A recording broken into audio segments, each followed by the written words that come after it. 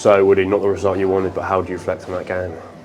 Immensely proud of the second half, how we finished the game, how we didn't give up, how we were brave, how we approached the game at half time and then acted on it in the second half. We left absolutely everything out there. Arguably there's a penalty decision that's gone against us at 1-1, which would give us an opportunity to go ahead. I think they fully deserved that in the second half. Having said that, I think we started the game really slowly today. Over 3 hour journey to get here, lots of traffic, preparations, not as they were normal. It's not an excuse. They stuck it on us a little bit and we struggled with it at times, but when we got a foothold in the game in the first half and then into the second half, immensely proud of the boys, and the lessons they'll learn from this today will be really big in terms of their development going forward.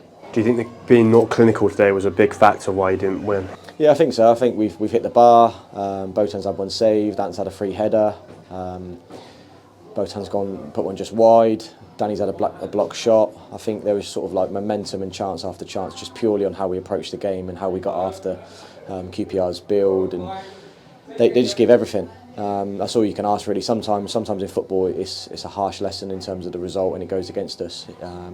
I don't think anyone that was at the game or watched the game today would argue that the result could have gone the other way and in our favour today. So there'll be massive lessons learned for everybody, staff and players, but just immensely proud of everybody and how they approached the second half especially. Yeah, Ian Holloway was in the stand and he was talking about how proud you should be of your team as they continue to push towards the end. How proud of you of that are you of that? It's brilliant. He's been around, he's travelled with us. He spoke to the boys pre-game, no pressure, just go and enjoy it, go and play with enthusiasm and be brave, and then he spoke to the lads afterwards, and as long as I've been here, we've not had that link and that pathway and that togetherness as a collective of staff, first team and academy, and that's only going to be brilliant for the players going forward. They'll learn loads from the fixture, they'll learn loads from the gaffer, they'll learn loads from Marcus and all the staff, and all of that together and the experiences they get exposed to will hold them in good stead going forward. How pleased were you with the fans to show up tonight?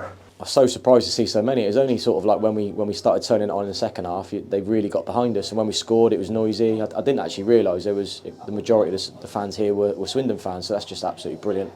I'm a Swindon fan, live in Swindon, it's brilliant for the boys. They really seem to get behind the academy players at the moment, and I know in the changing room how much that means to everybody, so if they can just continue to support everything we do, get behind all of our young players, especially when they get around the first team and you see them out there. But also just thank you for everybody turning up. It's very difficult you can't go round everybody and thank them individually, but from my perspective and speaking for the staff and the gaffer, just a massive thank you to everyone for actually giving up your night and turning up tonight. Looking ahead, you've got Bristol Rovers and then Oxford on the weekend after. What do you want out of your boys before Christmas? What we need to do now is reflect on the game, recover, and then on Monday we have to try and finish this calendar year, as we have done over the last sort of 6 months. We've won 8 games in 10. We've got good players. We're a good side. We work hard. They're good to work with. They do the club proud with how they act off the pitch. Now we have to finish this calendar year with 2 good performances and 2 wins. There's no point getting too down about it. There's no point thinking the season's over and everything's gone, because there's loads to play for. We're top of the PDL Cup. We've got loads to play for there. We're top of the Youth Alliance Cup, and then obviously the futures of the boys are ahead of them. So we'll reflect on it, and then literally from Monday we'll move on. We'll start to work with the boys again and see how many we can push on.